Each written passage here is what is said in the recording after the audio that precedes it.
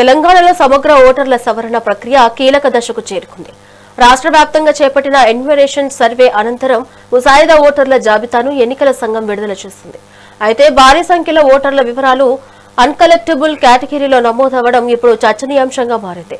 మరోవైపు ముసాయిదా జాబితాలో పేరు లేని అనర్హులైన ఓటర్లకు ఈసీ మరో అవకాశం కల్పించింది. అసలు ఎంతమంది ఓటర్లు జాబితాలో ఉన్నారు, ఎంతమంది పేర్లు గల్లంతయ్యాయి, క్లెయిమ్స్ అభ్యంతరాలకు గడువు ఎప్పటి వరకు?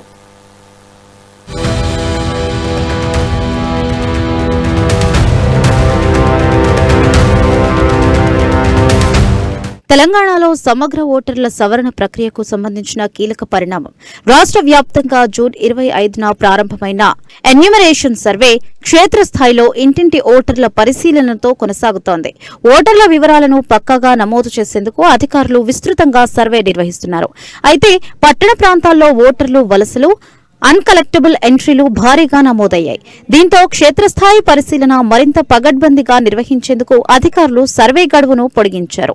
పౌరులకు తగినంత సమయం కల్పించడమే లక్ష్యంగా ఈ నిర్ణయం తీసుకున్నారు.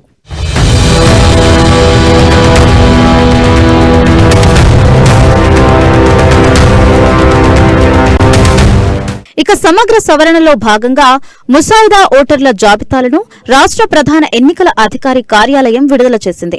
రాష్ట్ర వ్యాప్తంగా మొత్తం 3.38 కోట్ల మంది ఓటర్లు ఉండగా 2.64 కోట్లకు పైగా మంది ఎన్యూమరేషన్ ఫారాలను సమర్పించారు.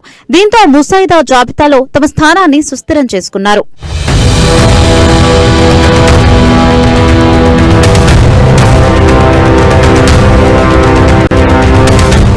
అయితే డోర్ టు డోర్ సర్వేలో అనేక కీలక అంశాలు వెలుగులోకి వచ్చాయి. దాదాపు 73.39 లక్షల ఎంట్రీలు అంటే సుమారు 21.7% ఓటర్ల వివరాలు అన్కలెక్టబుల్ కేటగిరీలో నమోదయ్యాయి. శాశ్వతంగా నివాసం మార్చిన వారు, డబుల్ ఎంట్రీలు, మరణించిన వ్యక్తుల పేర్లు తదితర వివరాలను అధికారులు గుర్తించారు. ఈ ప్రభావం ప్రధానంగా పట్టణ ప్రాంతాల్లోనే ఎక్కువగా కనిపించింది. ముఖ్యంగా గ్రేటర్ హైదరాబాద్ తో పాటు రంగారెడ్డి, మేడ్చల్, మల్కాజ్గిరి జిల్లాల్లో అన్ట్రేసబుల్ వలస ఓటర్ల సంఖ్య గణనీయంగా నమోదైనట్లుగా అధికారులు తెలుపుతున్నారు.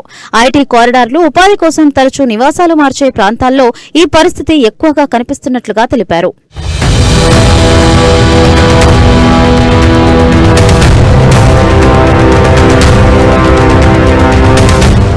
మరోవైపు ఓటర్ల సంఖ్యలో మార్పులు, కొత్త నివాసాల ప్రాంతాల విస్తరణను దృష్టిలో పెట్టుకుని ఎన్నికల సంఘం పోలింగ్ కేంద్రాల హేతుబద్దీకరణ చేపట్టింది. ఓటర్లు తమ నివాసాలకు సమీపంలోని కేంద్రాలలోనే ఓటు వేసేలా, పోలింగ్ స్టేషన్ల వద్ద రద్దీ తగ్గేలా చర్యలు చేపట్టింది.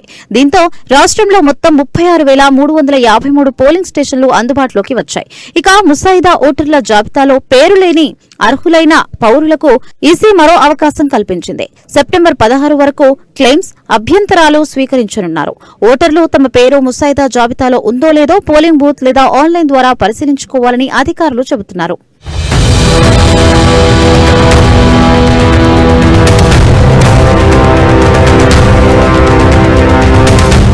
ముసాయిదా జాబితాలో పేరు లేకపోయినా అర్హత ఉన్నవారు ఆందోళన చెందాల్సిన పని లేదని అధికారులు స్పష్టం చేస్తున్నారు. తగిన ధృవీకరణ పత్రాలతో సెప్టెంబర్ 16 లోపు దరఖాస్తు చేసుకోవాలని సూచిస్తున్నారు. వచ్చిన క్లెయిమ్స్ అభ్యంతరాలపై క్షేత్రస్థాయి విచారణ పూర్తి చేసిన అనంతరం అక్టోబర్ 19న తుది ఓటర్ల జాబితాను అధికారికంగా ప్రకటించనున్నారు. ఈ నేపథ్యంలోనే రాష్ట్ర ఎన్నికల సంఘం అధికారి సుదర్శన్ సెల్ ప్రక్రియపై రియాక్ట్ అయ్యారు. అర్హత ఉన్న ప్రతి ఒక్కరికి ఓటు హక్కు కల్పించడమే ఎన్నికల సంఘం ప్రధాన ఉద్దేశమని అన్నారు. ముసాయిదా జాబితాలో పేరు లేని అర్హులైన ఓటర్లు ఆందోళన చెందాల్సిన అవసరం లేదని చెప్పారు. 2.64 lakhs are in the draft roll and around 73 lakhs are in the ASD list.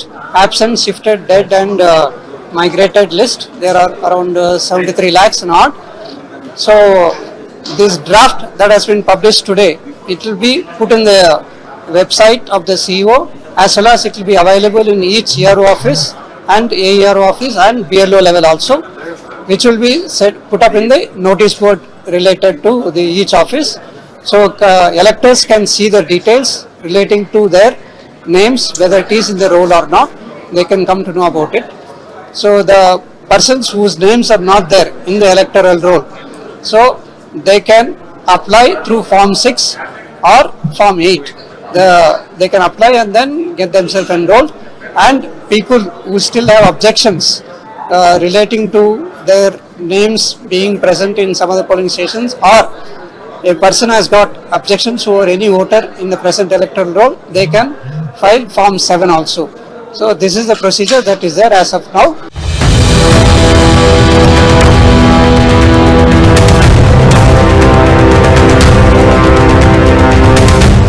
అందుకే ఓటర్లు అలర్ట్. మీ పేరు ముసాయిదా ఓటర్ల జాబితాలో ఉందో లేదో వెంటనే చెక్ చేసుకోండి.